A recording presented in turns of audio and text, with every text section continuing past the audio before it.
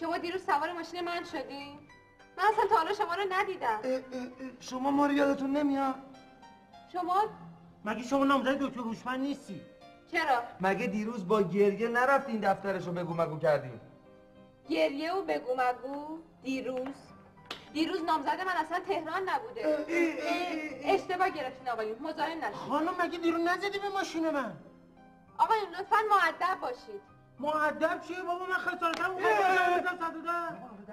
چی دسته گرده؟ من زنگ میزنم 110. اینو چی خانوم؟ این پورتفرم یادتون نمیاد؟ عمه جون جانم عمه چی شده؟ این آقای مزاحم من شدن.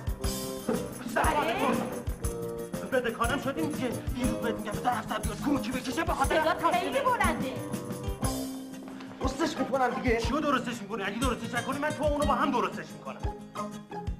ببخشید چند لحظه تشریف بیاریم اینجا. بله همه جا ببینید بیرون کارتون دارم.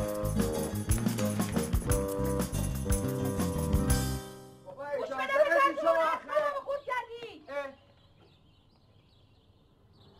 گوش بده پسر جون، من عمه سارا هستم. سلام علیکم. بی خود وقت تو تلف نکن، برو پی کارت. سارا با بقیه فرق داره. بابا منم به خدا میدونم سارا با بقیه فرق داره.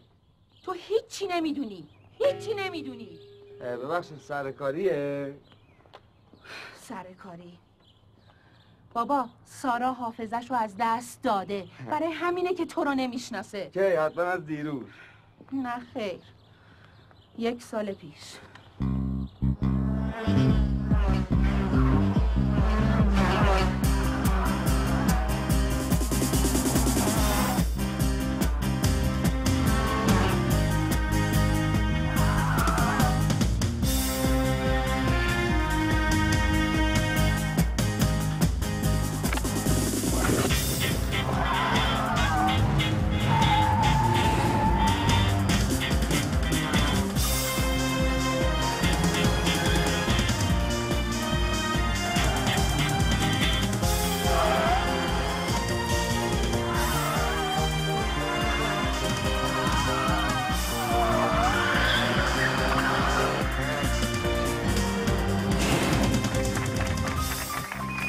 قهرمان ریس خانوما تو فدراسیون اتومبیلرانی بود. همه بهش افتخار میکردن و پوزش رو میدادن. 1 سال پیش درست روز جشن تولد پدرش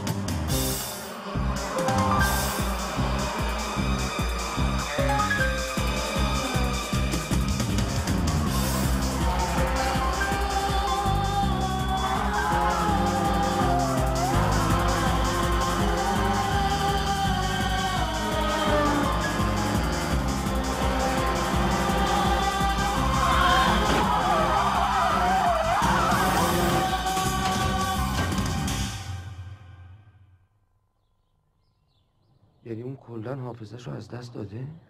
اون حافظه کوتاه مدتش آسیب دیده.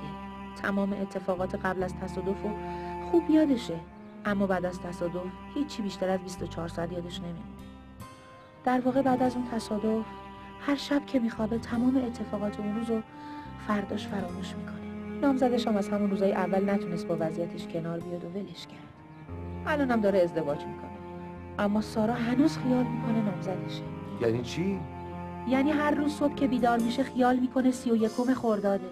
میاد اینجا و یک کیک برای جشن تولد پدرش میگیره. چون تولد پدر 31 خرداد یعنی همون روزیه که تصادف کرده. خب اگه یه دفعه روزنامه‌ای، تلویزیونی چیزی رو ببینه بفهمه اون روز 31 خرداد نیست چی؟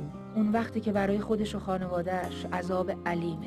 اینقدر گریه میکنه و افکارش به هم میریزه که بی رمق میشه و خوابش میبره. وقتی هم که بیدار میشه دوباره چیزی یادش نیست. اوضاع عادیه. برای همین پدرش زندگیشو وقف اون کرده. حدود 300-400 نسخه از روزنامه‌های مختلفو که تاریخ 31 خرداد چاپ شده به خرج خودش چاپ کرده. اونا رو هر روز دم دست سارا میذاره. تلویزیون، رادیو، ماهواره هم با 1000 کلک و ترفند کنترل میکنه. آره پسر جون، حقیقت سارا اینه. برای همینه که میگم فراموشش کن. 24 25 میگم فردا آخرین روز ثبت نام قوی ترین مردان جهانه. بچه‌ها تو باشگاه میگن راکی اگه ثبت نام نکنی خیلی خری. به نظر شما ثبت نام بکنم یا نکنم؟ آمانت امشب میاد؟ آره میاد. 124 125 26 بله 26 27 تنها میاد؟ گفتم مادرت تنها میاد؟